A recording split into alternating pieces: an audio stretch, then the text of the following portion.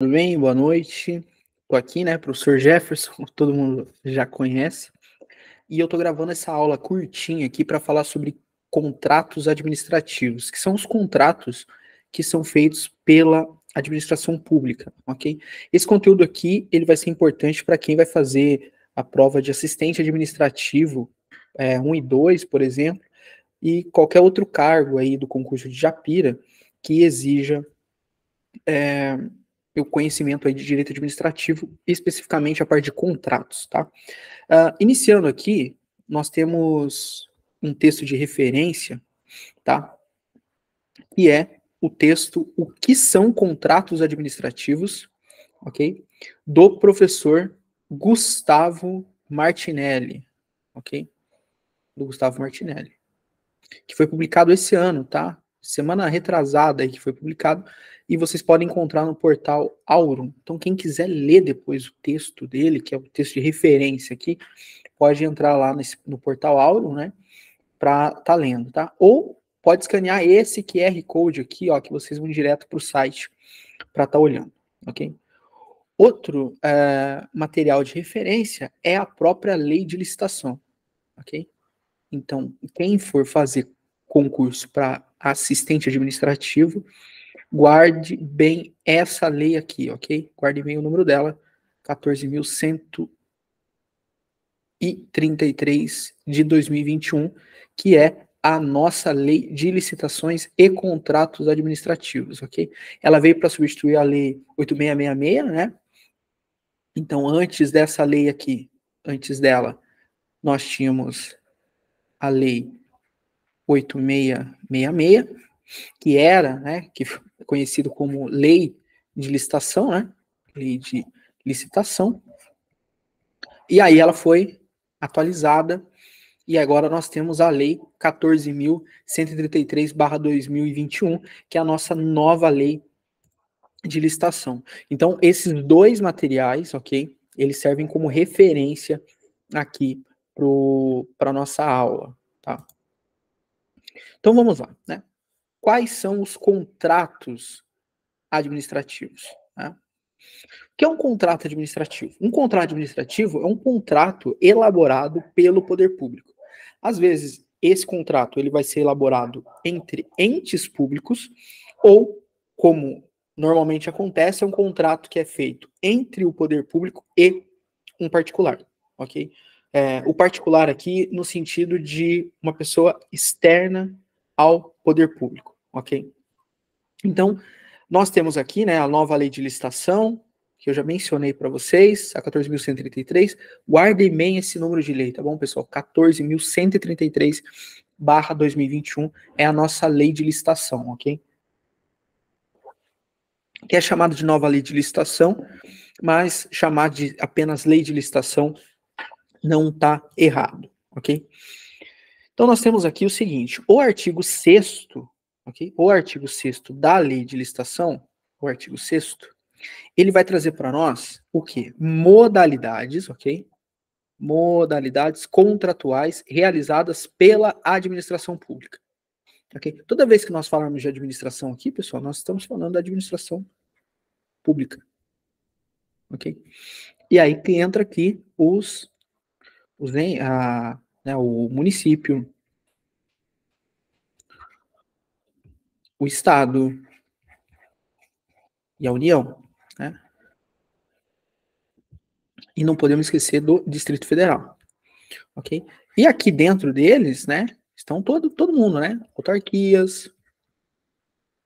Eu vou gravar uma aula especificamente sobre isso para vocês, tá bom? Autarquias, temos aqui fundações,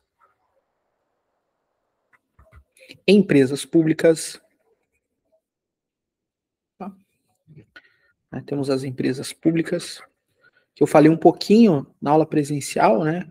Se você está vendo isso antes de eu mencionar, né? Eu vou falar ainda, mas para alguns na aula presencial já mencionei um pouquinho sobre empresas públicas, né? As sociedades de economia mista, né? Também as sociedades de economia mista, e por aí vai, tá? Quais são esses contratos? Guardem bem quais são esses contratos, tá bom? Nós temos aqui Tá? 1, 2, 3, 4, 5, 6 tipos de contratos, ok? Então, 6 tipos de contratos. São eles: o contrato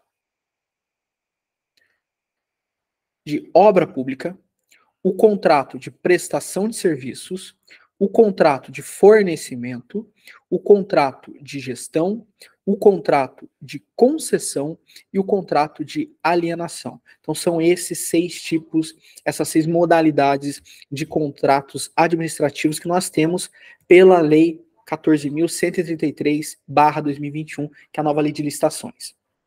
Então, vamos dar uma olhada rapidinho aqui sobre alguns pontos, tá? Primeiro, vamos falar aqui sobre o contrato de obra pública, ok? Então, contrato de obra pública. O que vem a ser esse contrato de obra pública? Tá? O contrato de obra pública, primeiro vamos fazer o seguinte, vamos dar uma olhada no que a lei fala sobre o que é obra pública. A mesma lei de licitação, lá no artigo 6º, inciso 12, tá? Artigo 6º, inciso 12, vai explicar para nós o que é uma obra. Então, a própria lei traz a definição. Então, vamos lá. Obra é toda a atividade estabelecida por força de lei como privativa das profissões de arquiteto e engenheiro, que implica intervenção no meio ambiente por meio de um conjunto harmônico de ações que, agregadas, formam um todo que inova o espaço físico da natureza ou acarreta a alteração substancial das características originais do imóvel. Isso é obra. Ou seja, obra, para a lei de licitação, vai ser toda atividade que, primeiro, é privativa das profissões de engenheiro e arquiteto. Então, o primeiro ponto é esse. Vai ser uma atividade, tá? Então, eles vão realizar uma atividade que é privativa. Privativa a quem?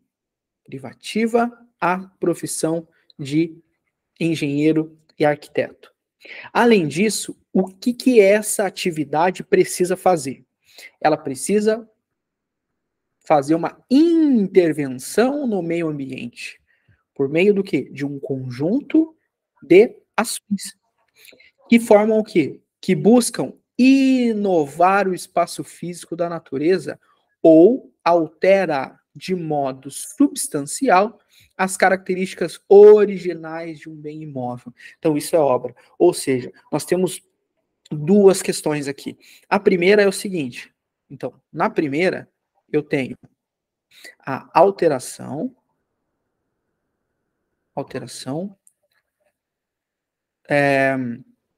do meio ambiente. Isso é uma forma de obra. E o segundo ponto que nós temos aqui é alteração substancial de um imóvel. De um imóvel. Então, isso é obra.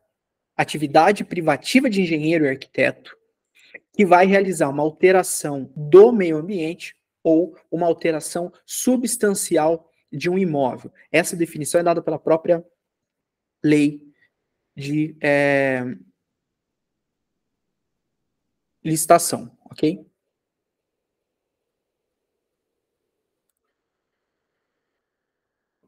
Continuando, então esse contrato de obra pública, ele vai visar o quê? A execução de uma obra, ok? Cujo titular é o Estado.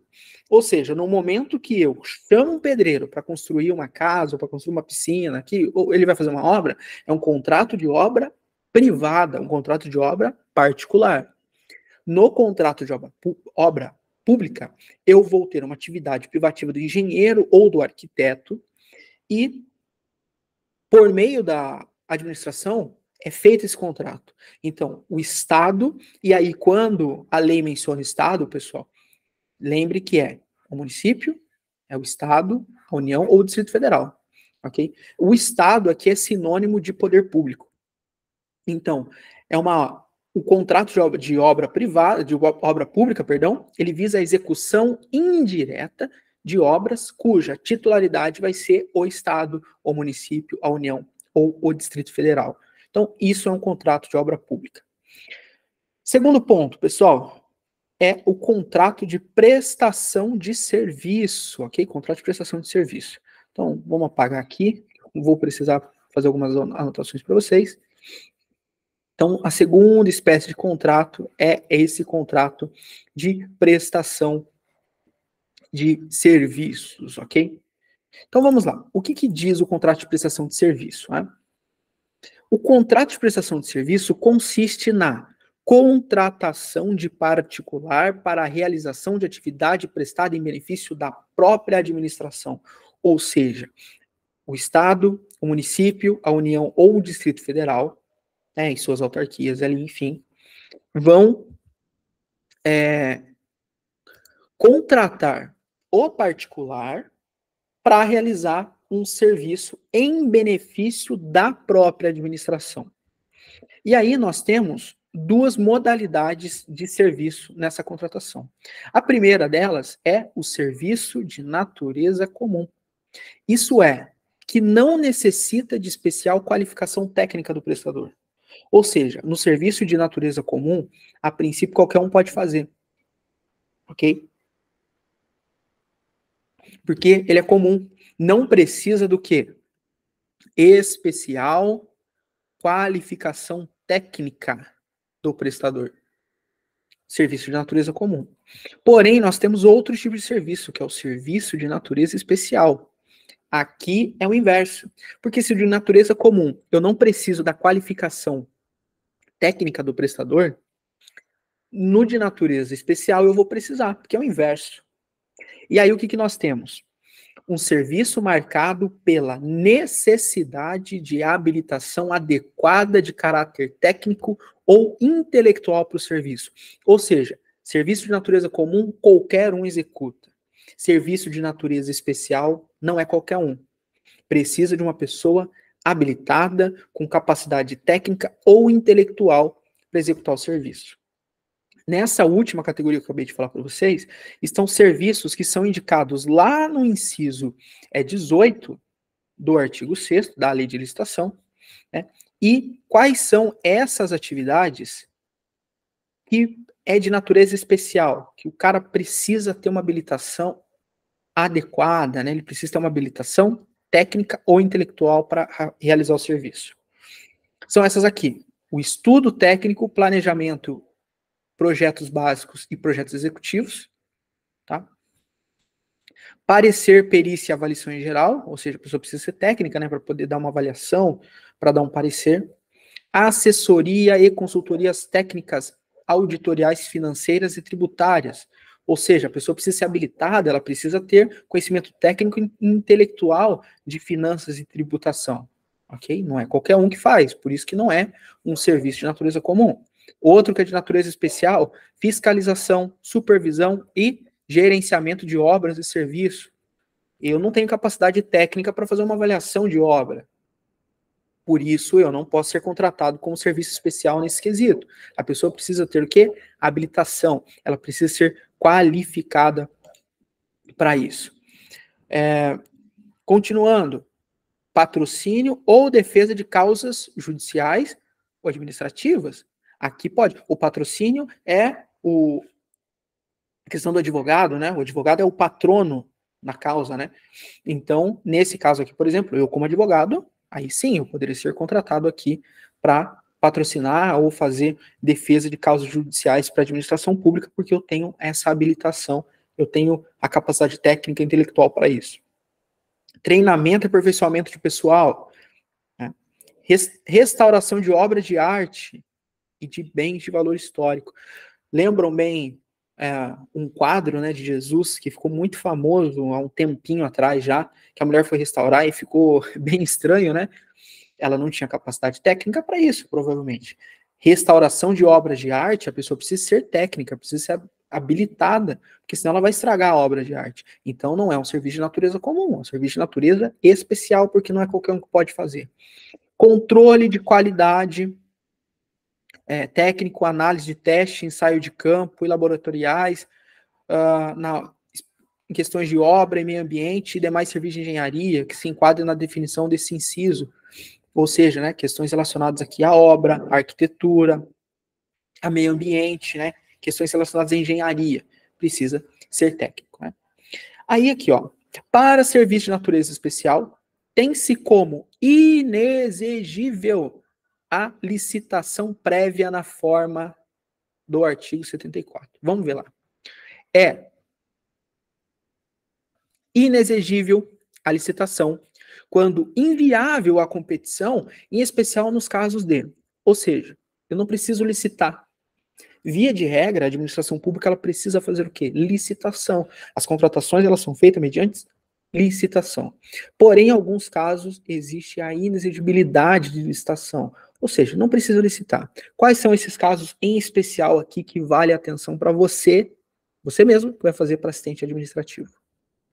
A aquisição de materiais, vamos até colocar em amarelinho aqui, aquisição de materiais, de equipamentos ou de gêneros ou contratação de serviço que só possam ser fornecidos por produtor, empresa ou representante comercial exclusivos. Nesse caso, eu não preciso de licitação. Vamos dar um exemplo. Vamos supor que a administração pública precisa de um equipamento para a área da saúde. Só que esse equipamento da área da saúde só tem uma empresa que faz. Só tem uma. Ok? Preciso fazer uma licitação? Não preciso. Por quê? Porque só tem uma empresa que vai fazer. Né? Porque tem um representante, tem um produtor de caráter exclusivo. Tem um medicamento em vacina que só tem um produtor no mundo. Né? Só tem uma empresa que fabrica. Nesse caso, é um produtor exclusivo. Existe aqui a inexigibilidade de licitação, porque o produtor ele é exclusivo. Outra coisa que é inexigibilidade de licitação: contratação de profissional do setor artístico diretamente ou por meio de empresário exclusivo, desde que consagrado pela crítica especializada ou pela opinião pública. Show, pessoal. Show. Para fazer show não precisa de licitação. Por quê? Porque não o show, a gente trabalha aqui como sendo algo exclusivo. Né? Um cantor é único, um artista é único. Né? Então, vamos supor aqui, o prefeito resolve fazer uma festa, aniversário da cidade, ele resolve trazer, por exemplo, Gustavo Lima. Como que ele vai fazer licitação para trazer o Gustavo Lima? Só tem um. Só tem um. Ou vai trazer Zé Ramalho, por exemplo, né? Gilberto Gil, Caetano, enfim. Ele quer trazer uma banda de rock, talvez, aí, né? O RPM. Tudo isso, eles são exclusivos. Né? Eles são artistas que são consagrados pela crítica especializada e pela opinião pública. Nesse caso, como eles são exclusivos, profissionais do setor artístico não precisam de licitação. Nós temos aqui um caso de inexigibilidade de licitação. Lembrando, é um contrato de prestação de serviço. O cantor vem e vai cantar, ele vai prestar um serviço para a administração pública que é cantar no aniversário.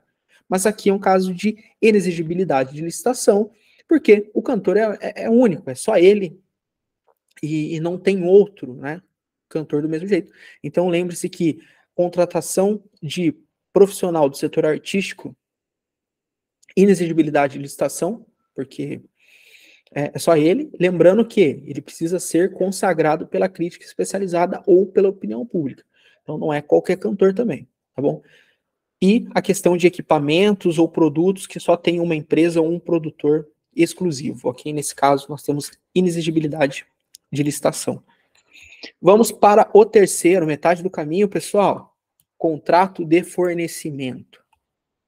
O contrato de fornecimento consiste no acordo entre a administração pública, que vai adquirir bens móveis ou semoventes. Vamos lá, o que é semovente? Possui o próprio movimento próprio. Vamos dar exemplo aqui, ó. A vaca, o boi, o cavalo, o cachorro, o gato, tá? Todos eles são animais? Não, o direito trabalha como eles sendo semoventes, ok? Então vocês já sabem. Eu falar, meu cachorro é um animal. Não. Seu cachorro é um semovente, ok? É um semovente. Então, nesse caso, aqui nós temos um contrato de fornecimento. E como que ele vai acontecer? A administração pública ela vai adquirir bens móveis ou esses semoventes, né? Assim como animais selvagens e domésticos, né? Aqui tem um exemplo, né, de bovino, equino, suíno, que são indispensáveis para quê? Para execução de determinada obra ou serviço. Então, aqui é o contrato de fornecimento, né?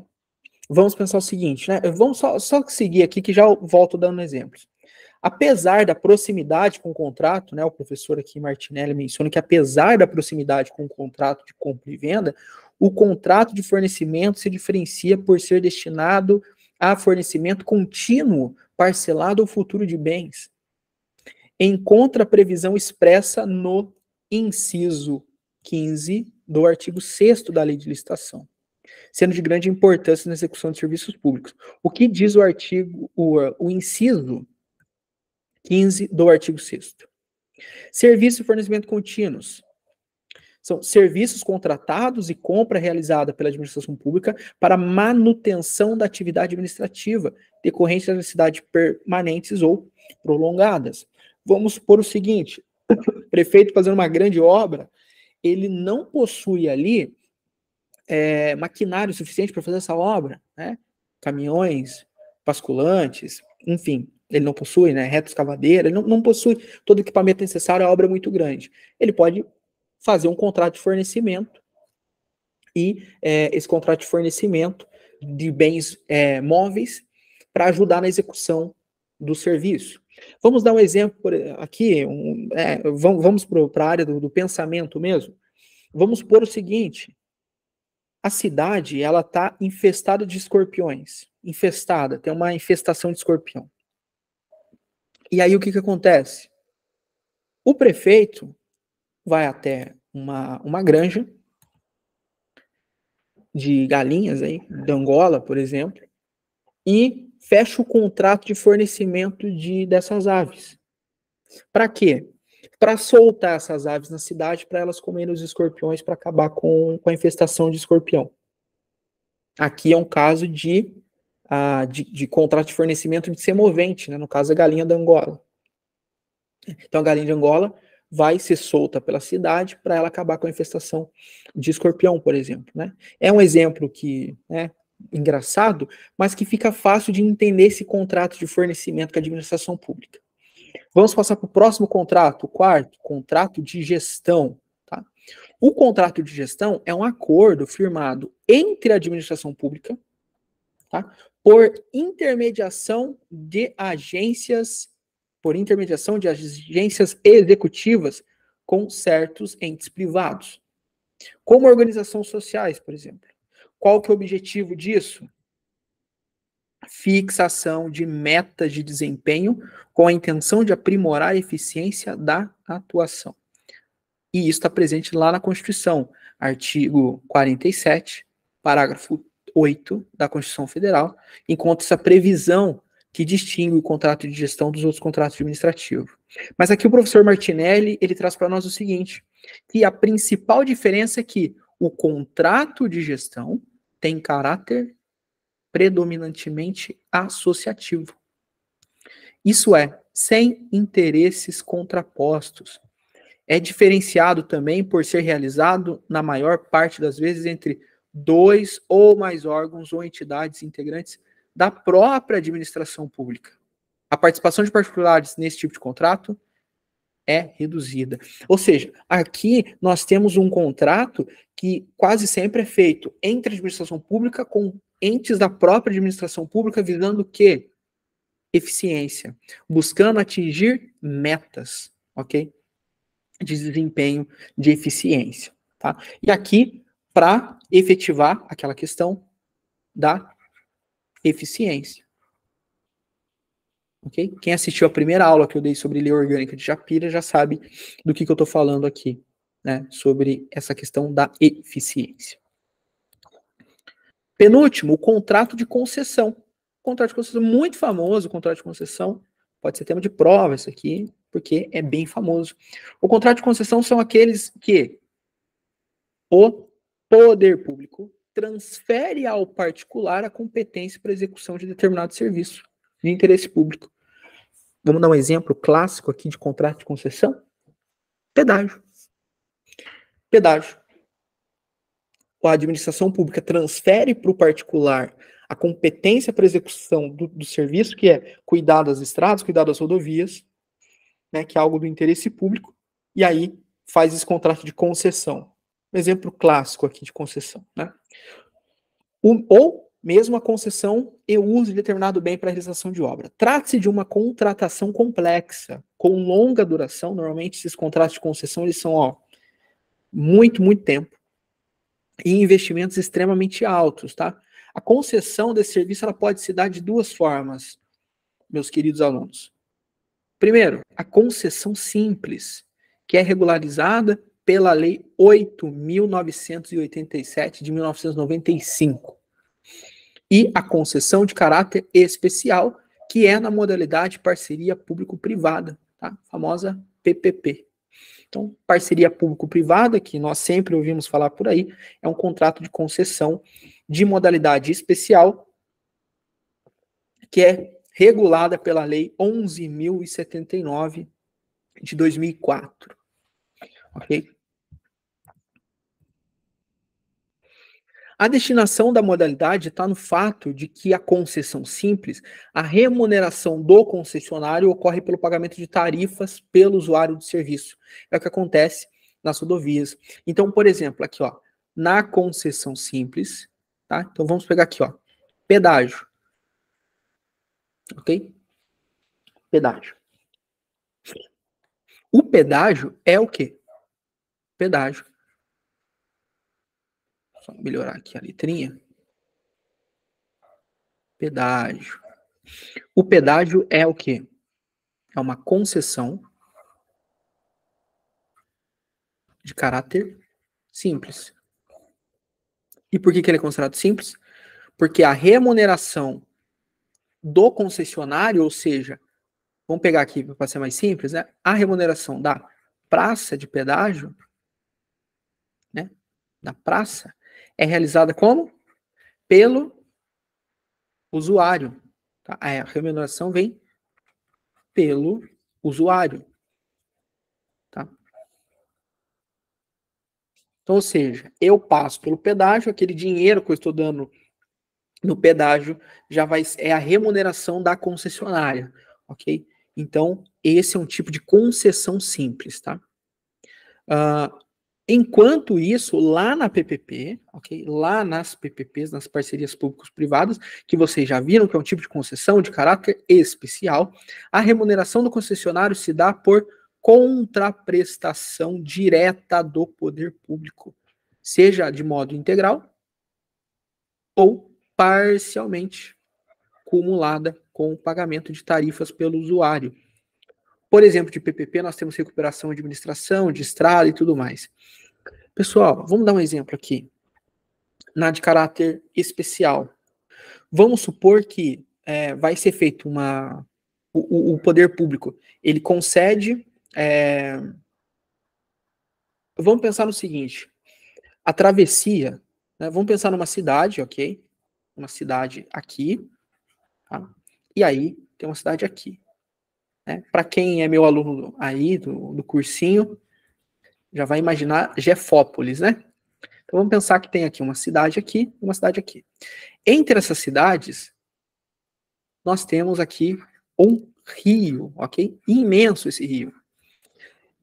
E eu não tenho ponte para ligar essa parte com essa aqui. E aí deixamos aqui uma balsa, ok? Tem uma balsa aqui para fazer esse trajeto de lá e trazer esse trajeto para cá. Os usuários, eles pagam um valor, ok? Os usuários, eles pagam um valor. Então, quem usa, paga um valor. O que acontece aqui? O poder público, e quem faz essa transferência aqui é uma empresa privada. Então, o poder público faz o seguinte: olha, cidadão, vamos fazer uma parceria público-privada. Vamos supor aqui que o valor para atravessar, o usuário está pagando R$20 para passar. A administração pública fala o seguinte: eu banco R$8. E o contribuinte agora ali, ao invés de pagar 20, ele vai pagar 12.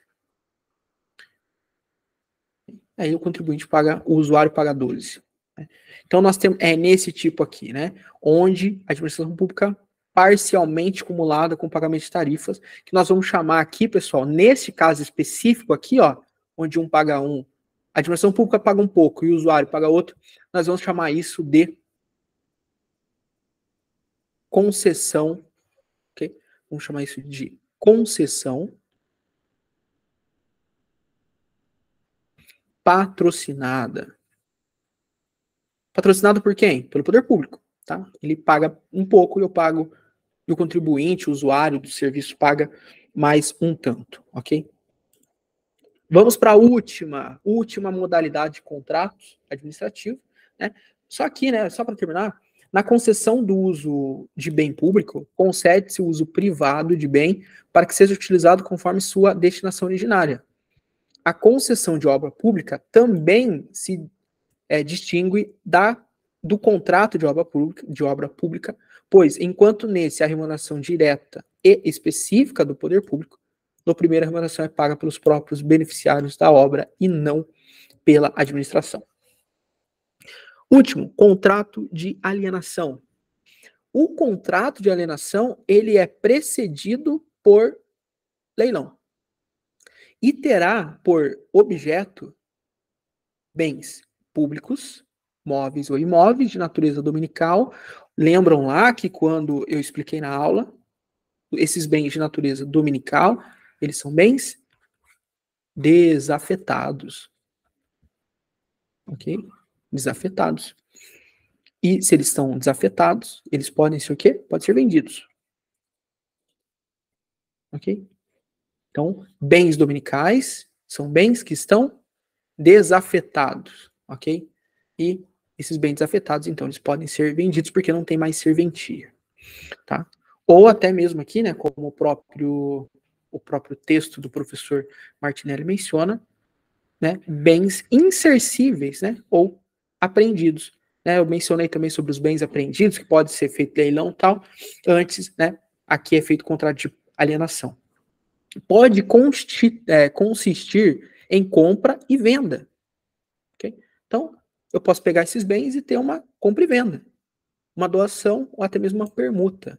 É possível realizar isso por meio da contratação direta, sem prévia licitação, nos casos que são previstos pela Lei 14.133, que é a lei que nós estamos vendo aqui agora. Okay? Então, observem que esses bens desafetados aqui, né, eles podem ser alienados, né, como eu mencionei, podem ser vendidos, né, na base do leilão e tudo mais.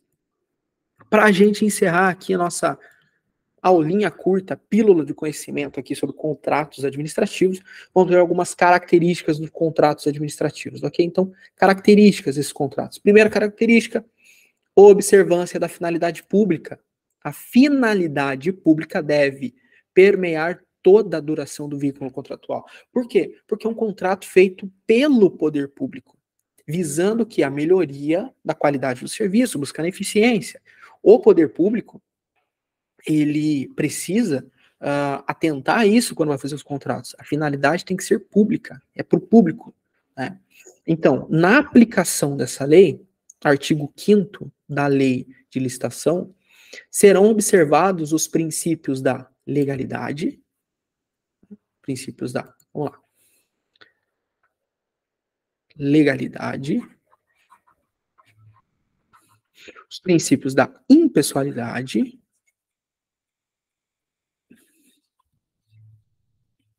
princípio da moralidade, princípio da publicidade e o princípio da eficiência. Que nós mencionamos ali em cima, né, princípios da eficiência, quando nós vamos falar de contrato de gestão. Pessoal, os alunos aí, o que nós temos aqui? O LIMP. O LIMP que eu falei na aula lá aquele dia, né? Lembram, né, que eu dei exemplos do LIMP? Então é isso. O contrato administrativo, ele tem que observar o LIMP, ele tem que estar dentro de todos esses princípios, ele tem que estar dentro da legalidade, tem pessoal, dentro da moralidade, da publicidade e da eficiência. Não se deve privilegiar apenas interesses privados com os contratos. Porque quase sempre a gente está fazendo a administração pública está fazendo um contrato com um particular. Então não se deve privilegiar apenas o interesse privado ou puramente econômicos, respeitando-se a impessoalidade, a moralidade pública em todos os atos decorrentes do contrato. Porque quem faz o contrato não é o prefeito, não é o governador, não é o presidente da república. Quem faz o contrato é a administração pública. E a administração pública, ela tem que ser impessoal e precisa agir dentro da moralidade. Por isso que precisa os contratos observar essas regras, né, esses princípios da administração pública, os princípios administrativos do LIMP. Qual outra característica? Os contratos, eles são sinalagmáticos. Pessoal, guardem esse termo aqui, porque às vezes pode vir na prova, né? Às vezes eles colocar comutativo, eles podem colocar sinalagmático. Aí vai falar, putz, o que é um sinalagmático? É comutativo. Só que eles colocam o sinalagmático para dificultar. Por sinalagmático, pessoal, entendam-se que precisa ter reciprocidade de prestação e de direitos e deveres dentro do direito, dentro do contrato. Portanto, exige-se, como o professor Martinelli coloca, a cooperação e o alinhamento da atuação entre os contratantes. Ou seja, tem que ter reciprocidade, né? Tem que ter direitos e deveres para todo mundo, como um contrato particular, que eu já mencionei também algumas questões sobre contrato dentro de sala. Então, os contratos são sinalagmáticos, são cumulativos, ou seja, precisam ter previsão de reciprocidade de prestação entre os contratantes. Formalidade e caráter oneroso, outra característica. Formalidade é critério indispensável para a celebração do contrato. Quando nós falamos de formalidade, nós estamos falando nada mais nada menos do que da legalidade. Existe um jeito correto de fazer os contratos. Existe uma forma correta de fazer os contratos e essa forma tem que ser seguida, ok? E aqui, né, em caráteres excepcionais, de celebração de contratos verbais para pequenas empresas, sendo essas entendidas como aqueles de valor inferior a 10 mil. Ou seja, pode ter contrato verbal? Pode, mas o que a lei menciona? Inferior a 10 mil. Né? Se o valor do contrato for inferior a 10 mil, você pode até ter um contrato verbal. Para pequenas compras, né, perdão. Pequenas compras você pode, mas passando disso você precisa seguir a formalidade, o rito legal para isso. Última, cláusulas exorbitantes. Pessoal, contrato pode ter cláusula exorbitante? Normalmente, contrato entre eu e você, provavelmente não. Mas aqui nós estamos falando da administração pública. E contrato com a administração pública pode e precisa ter cláusulas exorbitantes. Por quê? O professor Martinelli menciona para nós que a presença de cláusulas exorbitantes é elemento presente nos contratos administrativos regidos pelo poder público. Essa característica é expressa por um monte de prerrogativas por parte do poder público, tal como impossibilidade do particular se valer da exceção do contrato não cumprido. Ou seja, o que seria ele se valer da exceção do contrato não cumprido? É se ele não cumprir o contrato, ficar de boa para ele, não pode. O particular fez o contrato, assinou o contrato com a administração pública, ele precisa cumprir esse contrato. Ele não pode dar desculpa. Assinou, tem que cumprir o contrato. Por quê? Porque é a administração pública. É o povo que precisa desse serviço. Então, assinou o contrato com a administração pública, não tem essa conversa de exceção do contrato não cumprido. Tem que cumprir o contrato. Ok? Outra questão é a presença de cláusulas exorbitantes que permitem modificação unilateral do contrato. Tá? Ou seja, não se trata de relação contratual paritária. Ou seja, o contrato assinado com a administração pública, entre o particular e a administração pública, ele não é equilibrado. Ele sempre vai pender para a administração pública. Porque tem que ficar clara a supremacia da administração pública. Tem que ficar claro. Porque a administração pública ela precisa ser operante, ela precisa ser a parte que manda desse contrato. Ela pode modificar o contrato de modo unilateral, pensando de modo justificado, é claro, pensando no quê? Na eficiência desse contrato. Espero ter ajudado vocês aí. E até mais, pessoal. Tchau, tchau.